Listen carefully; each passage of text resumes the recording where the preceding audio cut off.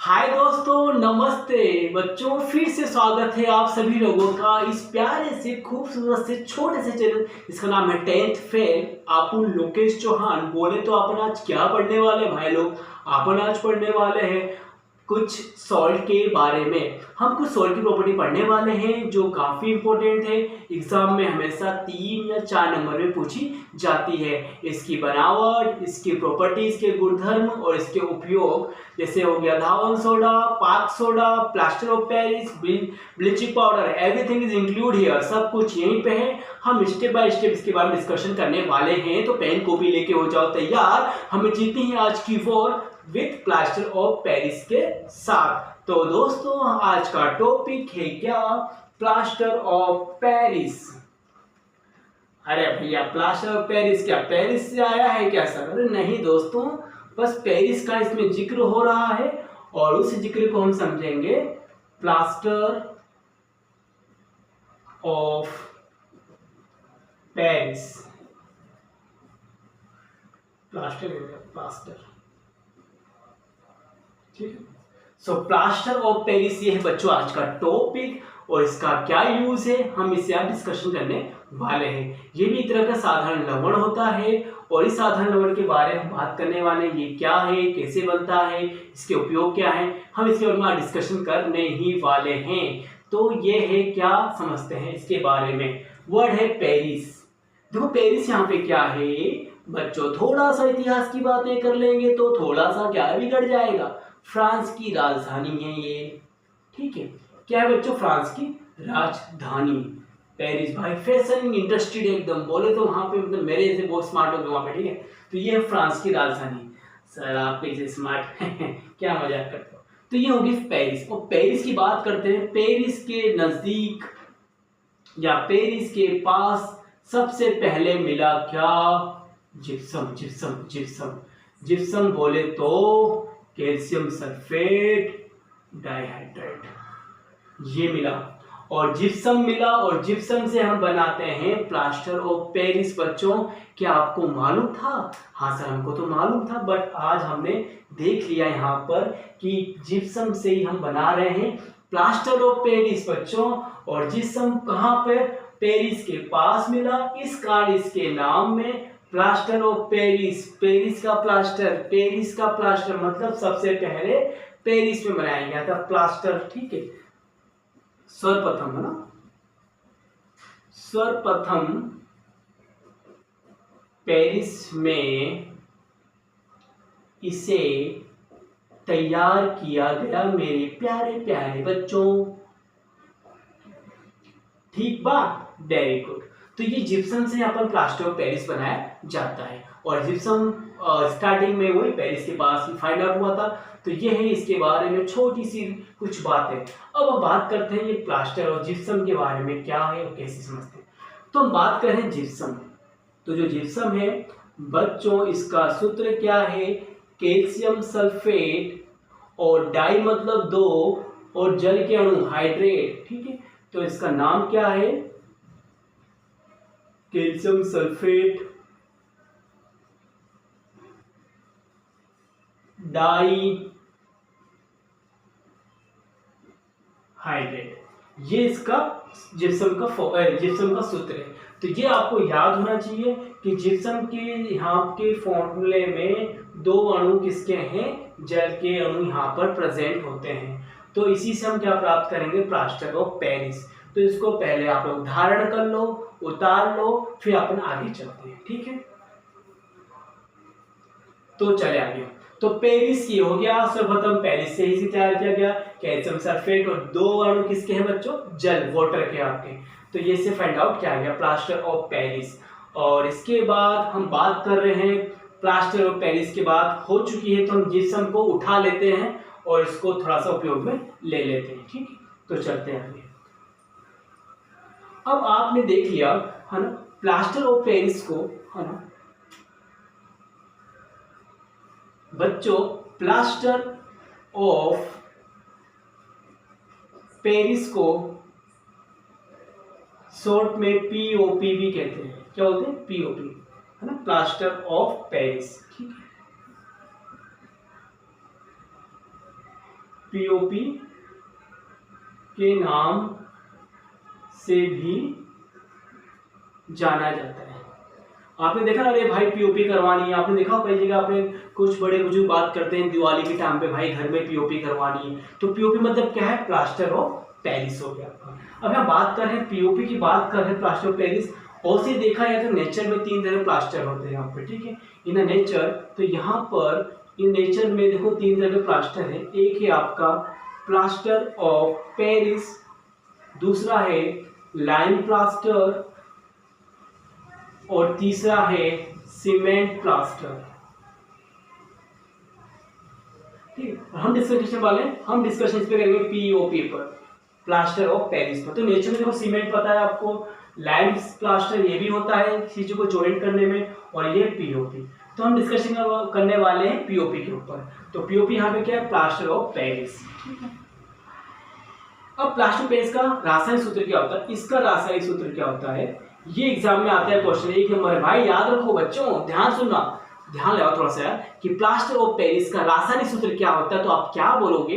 देखो, plaster of Paris का रासायनिक सूत्र आपको बोलना है कैल्शियम सल्फेट और हाफ जल के अणु, ठीक है। तो सूत्र क्या होगा इसका?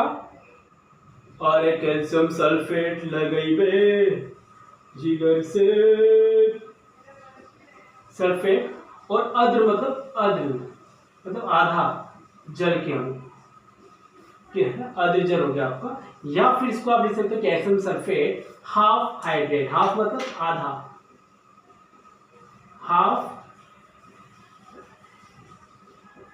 हाइड्रेट, ये इसका रासायनिक सूत्र होता है। एग्जाम में क्वेश्चन नंबर क्या आएगा? बताओ बच्चों, कैल्शियम यहाँ पे प्लास्टर ऑफ पेरिस का रासायनिक सूत्र क्या होगा? आपको ये क्या है? हाफ जल के अणु, ठीक है, और आगे वही कैल्शियम सल्फेट रहेगा आपका। तो ये है प्लास्टर ऑफ पेरिस के बारे में। अब पढ़ेंगे इसकी बनावट। बनावट कैसी होती है? आपका जो नेक्स्ट टॉपिक है बच्चों वो क्या है?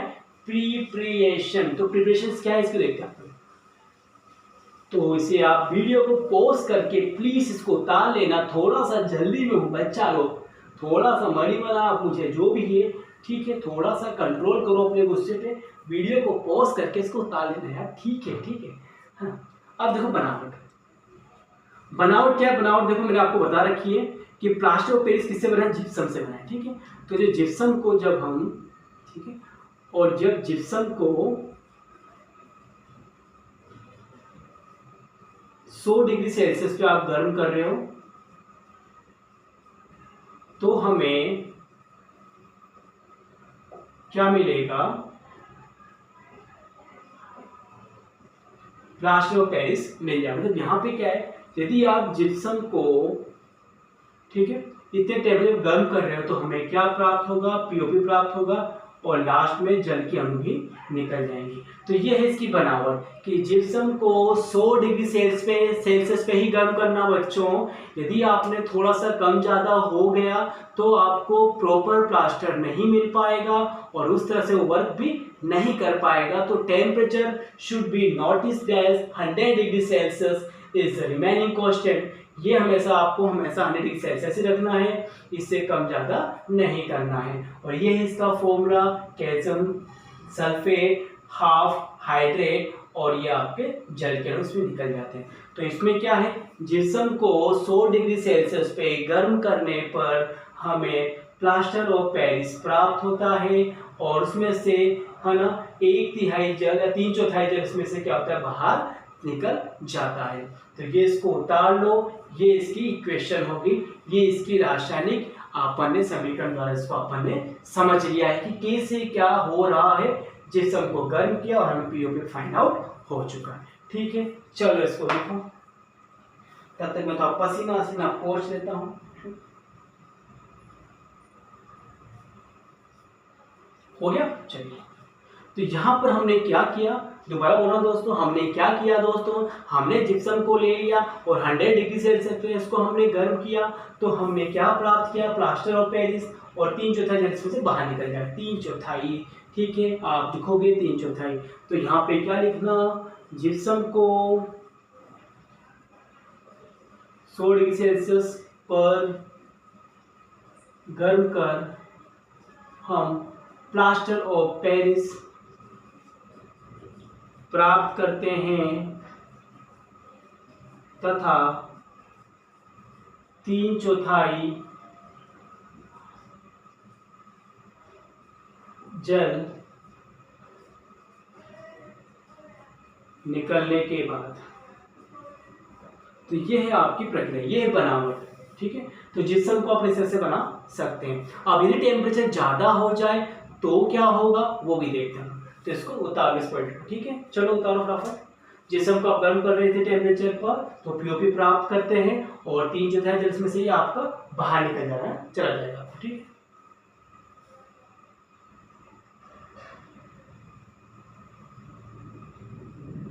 अब अपन आगे बात करते हैं। यदि क्या हो, यदि आपने क्या किया, ठीक है, यदि आपने टेम्परेचर को थोड़ा सा ज़्यादा रखा है ना, टेम्परेचर है ना, तापमान 100 डिग्री सेल्सियस से अधिक होने पर, ठीक है, हमें अजल कैल्शियम सल्फेट डाई नहीं आएगा यहाँ पे, कैल्शियम सल्फेट है ना, ठीक है, अजल कैल्शियम अजल बस अजल कैल्शियम सल्फेट है ना प्राप्त होता है। और देखो अब एक और नाम है इसका, इसको बोलते हैं डेड है ना, बर्न्ड प्लास्टर, ये मिलता है ना, प्राप्त होता है। और ये जो प्राप्त हुआ कैल्शियम सल्फेट अजल कैल्शियम जो प्राप्त होता है ना, प्राप्त होता है, और यह पीओपी की तरह है ना वर्क नहीं करता है, मतलब ढंग से चिपकता नहीं है। जिस प्रकार जो प्लास्टर और पेरिस होता है, इसको थोड़ा सा पानी मिलते ही एकदम सॉलिड हो जाता है, बट ये ऐसा नहीं करता है, वर्क नहीं कर पाता की तरह है ना, और पीओपी की तरह यहाँ, ठीक है, वर्क नहीं करता है। ऑलराइट, तापमान यदि आपने थोड़ा सा इनहेंस कर दिया तो आपको क्या मिलेगा, डेड बर्न प्लास्टर मिलेगा, जो पीओपी की तरह वर्क कार्य नहीं करेगा। ऑलराइट, तो ये तापमान को भाई मेंटेन है, तापमान 100 डिग्री सेल्सियस कांस्टेंट। ठीक है, अब नेक्स्ट पॉइंट है आपका, इसको भी उतारो बच्चों, इसको उतारो। ठीक है, क्या आगे चलते हैं।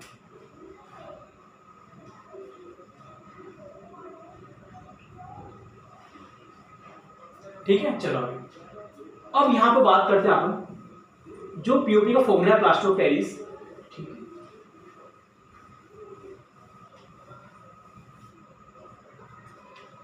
जो पीओपी का फॉर्मूला है, ठीक है, फॉर्मूला कार्बन देखिए रेस में आज पीओपी सबसे दौड़ते सबसे आगे जा चुका है, और बच्चों ने पीओपी को पकड़ के एकदम याद कर लिया है। ठीक है, ये हाफ जल के अणु, तो देखो हाफ जल के अणु प्राप्त करना संभव नहीं होता भी है ना, तो हाफ जल के अणु कैसे बनेगा, ये कैसे डिफाइन करेंगे, तो ये उतना संभव नहीं है।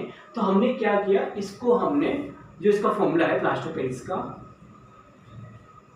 वो आप इसको ऐसे भी लिख सकते हो, 2 कर दो आगे, और ये करके अपन एक अणु क्या रहेंगे आपके जल के, मतलब कि एक फॉर्मूला प्लास्टर ऑफ पेरिस का ये भी होता है और एक फॉर्मूला का ये भी होता है।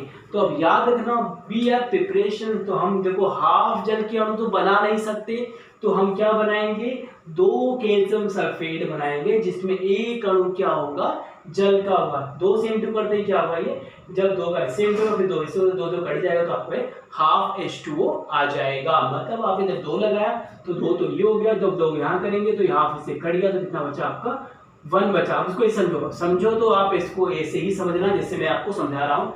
ठीक है, ये ठीक है, 2 को लगाया अपन ने, और इसको हाफ यहाँ से, फिर आपका हाफ 2 करते ही यहाँ से हाफ, पता ही है आपका हाफ 2 का जो भी है हाफ गायब हो जाएगा। ठीक है, तो ये कंडीशन है, तो ये फॉर्मूला इसका। तो याद रखना, प्लास्टर ऑफ पेरिस में जो जल के जो हाफ है, जल के हाफ को प्राप्त करने इम्पॉसिबल, संभव नहीं, तो अपन ये फाइंड आउट करते हैं। ठीक है, तो इसका फॉर्मूला क्या है, देखो यहाँ पर हम कैल्शियम सल्फेट और 2H2O को जब अपन गर्म कर रहे हैं 100 डिग्री सेल्सियस पर, है ना, गर्म करने पर, ठीक है, तो यहाँ पर 373 के अभी तो तापमान वही रहेगा बच्चों।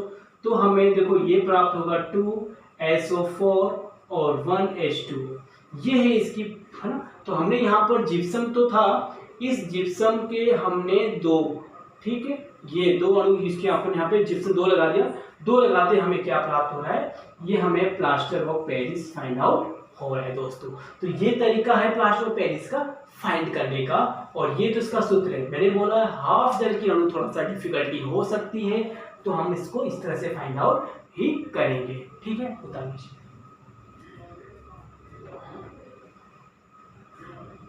तो ये होगी इसकी बनावट आपने पढ़ ली है, इसकी लिख लिख के प्रैक्टिस करनी है दोस्तों। प्रैक्टिस करोगे तभी आएगा, अभी तो समझ लोगे, ठीक है, दिक्कत हो जाएगी, ढंग से पढ़ो। सर एक तो बोर्ड के सामने आके खड़े के लेक्चर देते हो, हम उतार नहीं पाते था, साइड में हटके बोल लिया करो ना सर। अरे हाँ वो तो है, ठीक बोल रहे हो। चलिए अब हम पढ़ते हैं इसके गुणधर्म। तो सेकंड पॉइंट है इसके गुणधर्म क्या है, देखो। तो इसके गुणधर्म की बात करते हैं बच्चों, तो गुणधर्म की बात करते हैं, प्रॉपर्टीज क्या क्या। तो प्रॉपर्टी की बात करेंगे दोस्तों, प्रॉपर्टी में देखो क्या क्या आने वाला है इस बार, ठीक है, कि ये सफेद है ना चूर्ण होता है पहला, यह प्लास्टर पेरिस क्या होता है, सफेद चूर्ण होता है, ठीक है। दूसरा पॉइंट यहाँ पर क्या है, इसका उपयोग है ना, जो उपयोग वाले, ये सफेद चूर्ण होता है, ठीक है, और इसमें जल के कितने अणु हैं आपके पता है आपको, ठीक है, और इसको हमेशा POP को हमेशा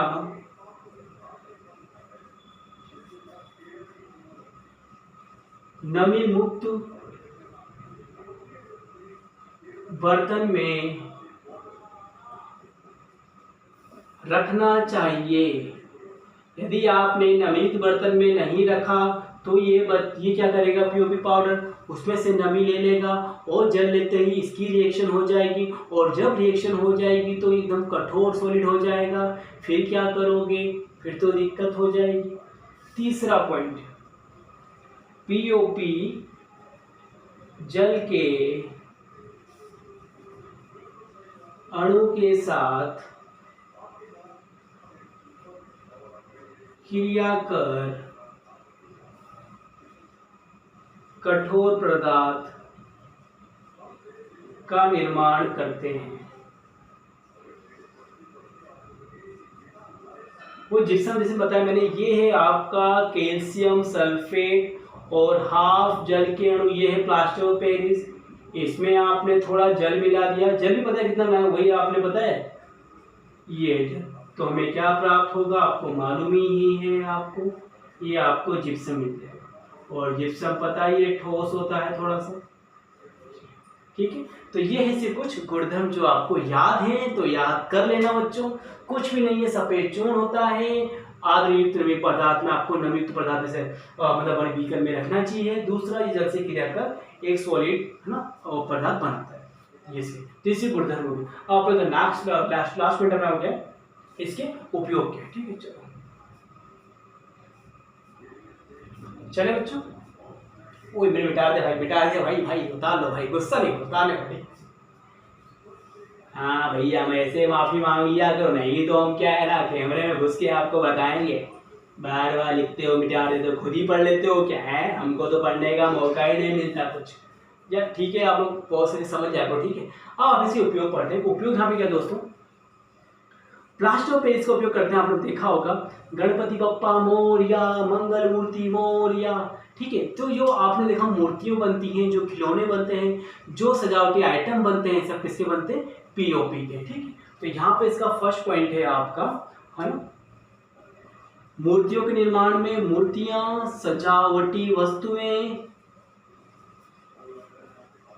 ठीक है, और घरों की, है ना, और सब आ जाएगा आपका, मूर्तियां सजावटी वस्तुओं में के निर्माण में, खिलौने है ना, खिलौनों के निर्माण में इसका उपयोग करते हैं बच्चों, ठीक है। दूसरा उपयोग, हड्डियां, हाथ टूट जाए, हाथ टूटने के बाद प्लास्टर जो लगता है भैया, ठीक है ना, प्लास्टर के रूप में, ठीक है, अस्थिर, ठीक है, हाथ की हड्डी के टूटने के बाद पीओपी का प्लास्टर लगाया जाता है। ये हो गया चिकित्सा क्षेत्र में। तीसरा है डेंटिस्ट, है ना। डेंटिस्ट क्या करते हैं, माप लेने के लिए, ठीक है। डेंटिस्ट क्या करते हैं, है ना, डेंटिस्ट पीओपी का उपयोग खांचे बनाने में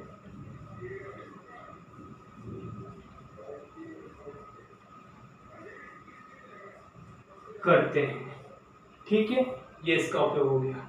चौथा पॉइंट क्या है, पीओपी का उपयोग घरों की सीलिंग है, छतों को बनाने में भी करते हैं, ठीक है। छतों को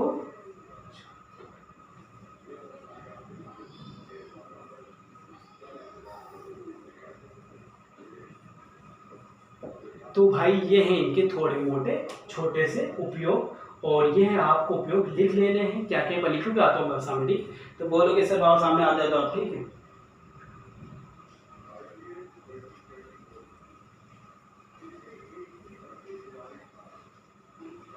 हो गया बच्चों,